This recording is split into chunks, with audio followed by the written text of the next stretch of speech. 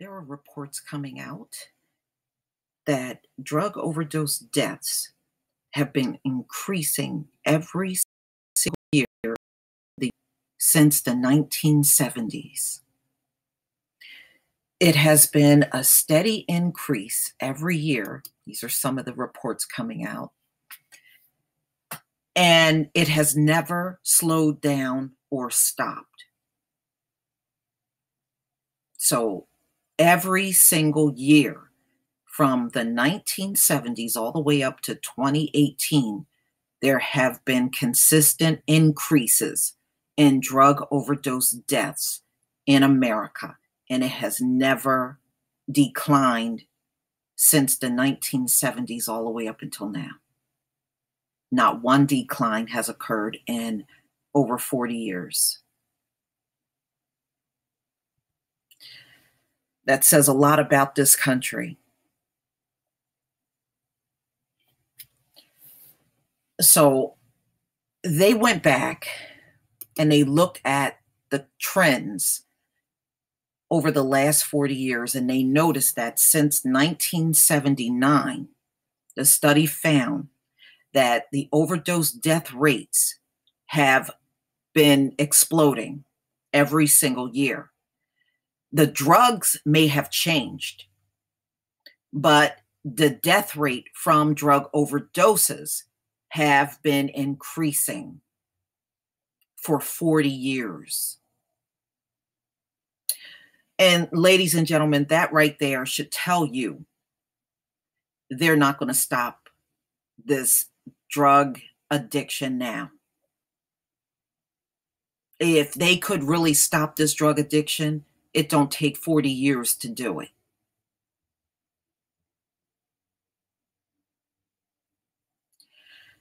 Okay, so they looked at the numbers of overdose death, the annual numbers of overdose deaths from 1979 to 2016, and they found what they call a startling conclusion.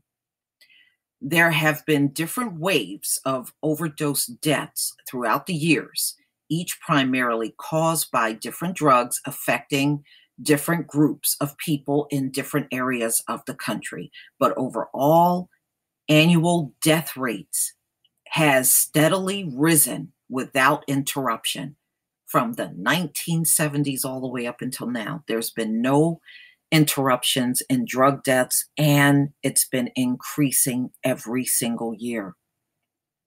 That is crazy.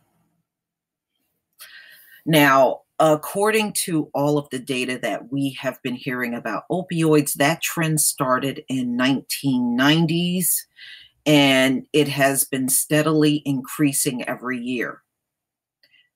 But now they're saying opioids are actually slowing down, which kind of makes sense. If doctors not writing as many scripts, it would slow down. But see, all of those people are going to turn to the street drug, and that's exactly what's happening. So opioids have slowed down, the prescriptions, but it has been a sharp increase in heroin and cocaine have been on steady increases. Okay. So taken a whole, they estimate that annual overdose death rates have doubled about every 9 years since 1979. Wow. That is a long time for all these drug deaths to go on. So they're saying that, let me just go down a little. There are likely outside factors too, such as advanced technology that allow dealers to sell more potent drugs in smaller amounts at lower prices, increasing supply and driving up demand. One clear example is fentanyl, a synthetic opioid that has dramatically risen in popularity since it's arrived in the US around 2013. You know, it's smuggled over from China. Exactly. And China knows that they are behind much of the drug addiction that's going on here. But if you notice, every time they're confronted, they go into big time denial mode. I wonder where they get that from. All right, moving on. Okay. So China has smuggled over, in large part, damn near all of the fentanyl that's in the country. So fentanyl is both cheaper and more powerful than naturally derived heroin, but it's also more dangerous. In 2017, fentanyl and similar opioid analogs accounted for nearly half of all opioid overdose deaths, making it the deadliest year for overdoses in the US so far. So 2017 is said to be the deadliest year in the US. As bad as fentanyl is, though, the study also suggests that going after any single boogeyman is a losing battle. Yeah, especially the way y'all are doing it. Yeah, I would agree. Even the police said for every opioid, because I did a story on that, and it said for every person that's out here dealing drugs, about 5 or 10 of them will crop up the very next day of the one that you arrested. It is so many people to step into that drug dealer's shoes. It's not even funny. And as long as you have this trend of people not being able to get jobs in America, you're going to see people from all walks of life getting into drug dealing. It's not going to matter what laws you got on the books or what threats you make. If these people need to make money, they're going to deal. Plain and simple. That's why you don't want to keep people unemployed. If you give them a good, decent job or something to do every day, they'll be less inclined to do drug dealing. But America has not figured that one out yet. So let her keep stumbling, and one day maybe she'll bump her head and really figure this out. One possible interpretation is that if we address the current drugs that are causing a plague, without addressing the root cause, other drugs will take its place, said Burke.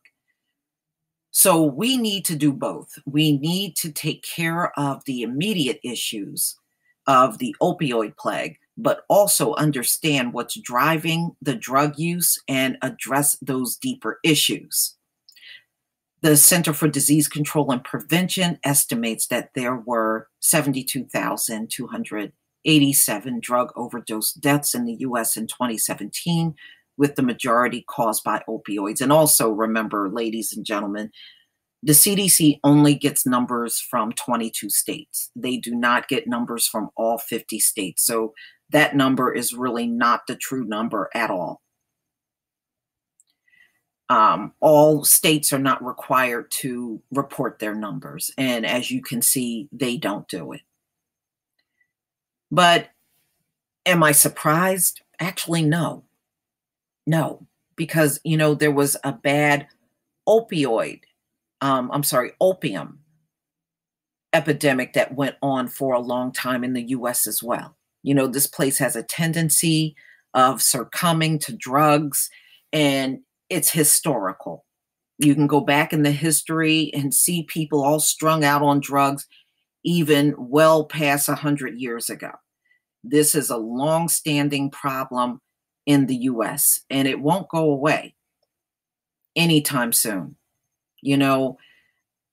I can see this going on probably well through the next decade.